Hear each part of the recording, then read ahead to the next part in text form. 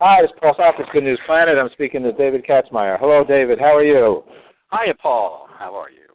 Hi, good. It's March. It's 2013. David, we have spoken many times, and I've had the good fortune to be on your radio broadcast, and you're our webmaster and brilliant technician and good friend. And thank you for all of that. Tell us a little bit about cycles and what cycles mean, because I know that's such an important part of your life. Well, cycles are in everything, of course, from subatomic matter all the way up into astrophysics and the movement of the heavens. But the aspect of cycles that has fascinated me most is looking at the cycles of our lives as being a mirror to the cycles of the times of our nations and the cycles of civilizations over the eons of time. Interesting. So, and what brought you to that? Well, it all came to me in a moment. It struck me a very fascinating concept that the pattern of everything is in anything. And how pleased I was after this first hit me in a moment of realization as a young man to find that that is actually a very unoriginal concept. It's corroborated time and time again from authors like Blake, who spoke of seeing the entire universe in a single grain of sand, or the Sufi masters who talked about the macrocosm and the microcosm. Rumi tells us about that. Sanskrit tells us that what is here is elsewhere, and on and on and on. And then we came up with a brilliant word from mathematician Bruno Mandelbrot in 1970, who gave us the word fractal.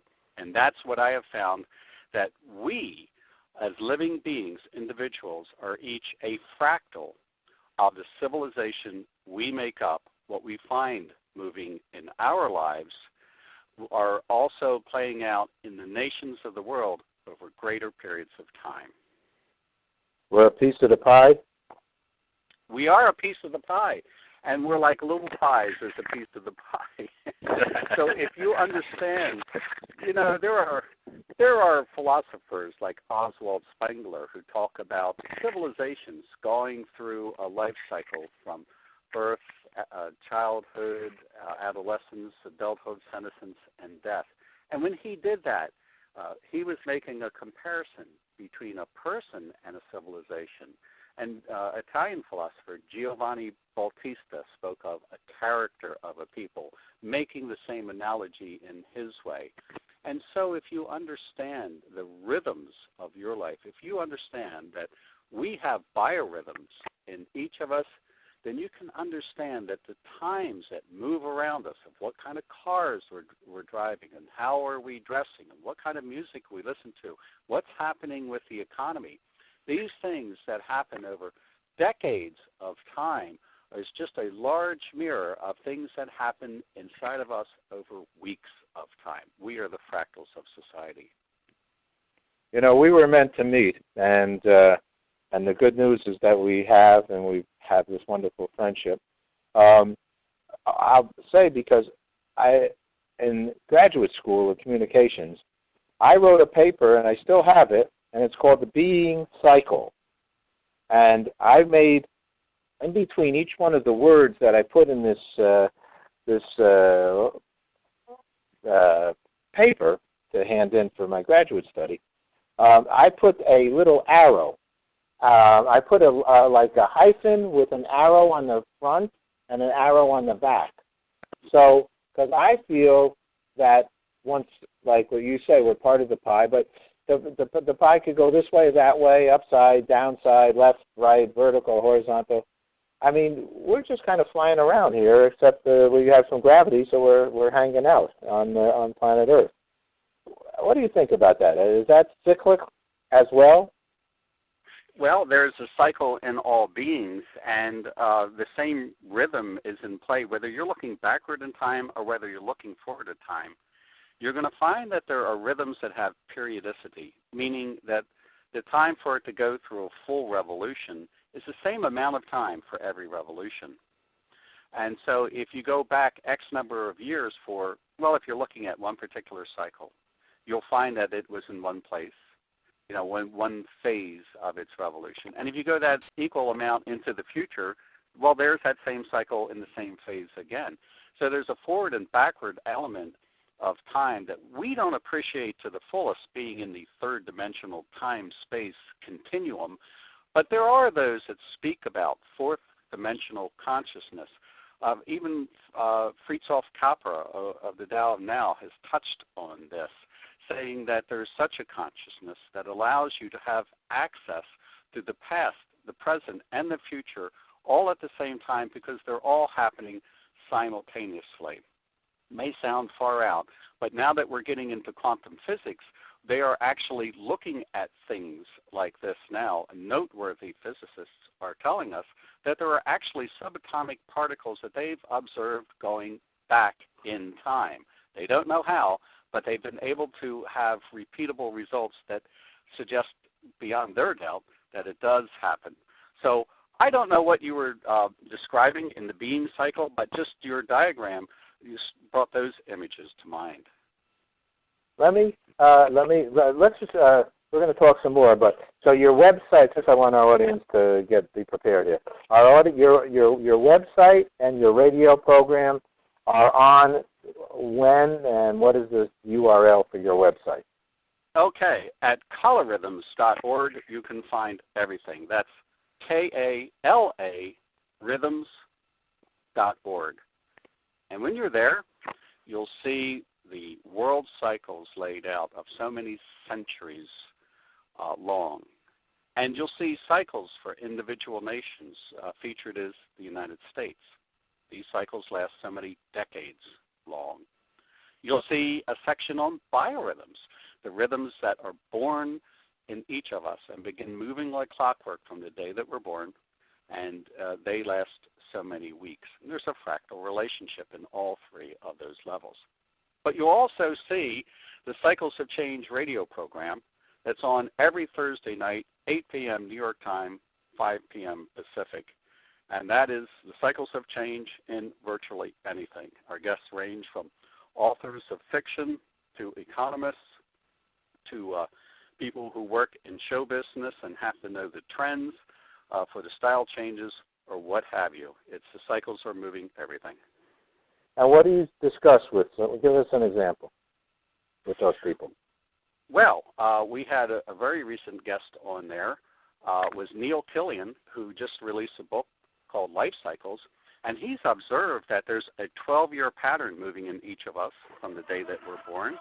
And if you just count where are you in your 12-year cycle, you may find yourself going through the same changes because of your internal makeup as you were exactly 12 years before. And he's been able to document this in so many cases that it's corroborated by the anecdotal evidence of our behavior.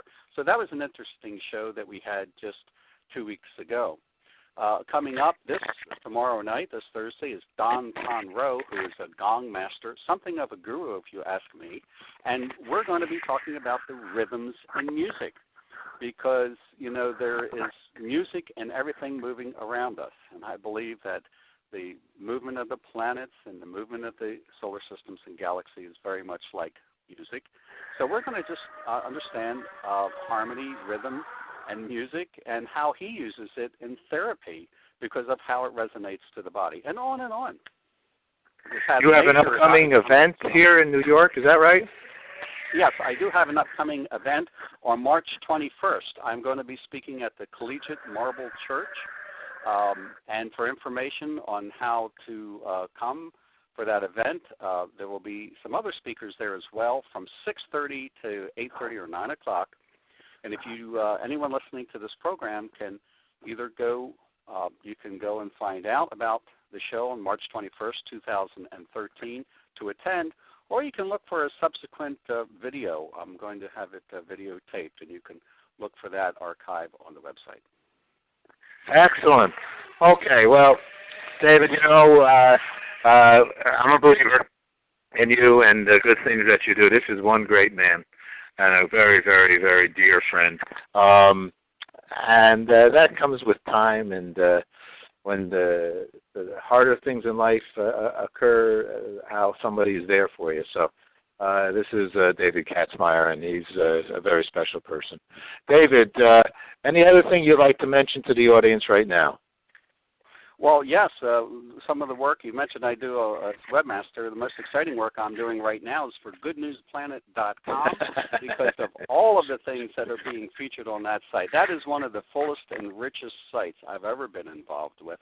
It's very exciting because not only is it up to date with so many things that are happening now, and in some cases making what's happening now, it has a very rich and vast archive of videos and audios and articles and contributions from significant authors and guests all throughout the site in a way that's easy to navigate. So goodnewsplanet.com is the other thing that kind of excites me. Oh, that's good. I will say, David, you and I work real hard to make it as easy to navigate, to learn good things about other people, the good things that they're doing. We work really hard at it, and I will say that I couldn't be doing it without you. So thank you for that. So last question: what's good news for you, David Katzmire? Well, good news is for me is where we're going in the long term of world cycles that last hundreds of years. We have been going through troublesome times this past decade or so. My good news about the troublesome times, there have been attacks and there's been economic woes. The cycles of change tell me that is a transitional crisis leading to something new. You can think of it as birth pangs to a new era because that's what happens as the cycles break up into the high half. And the high half lasts all of this century, all of the next century, and much of the century beyond.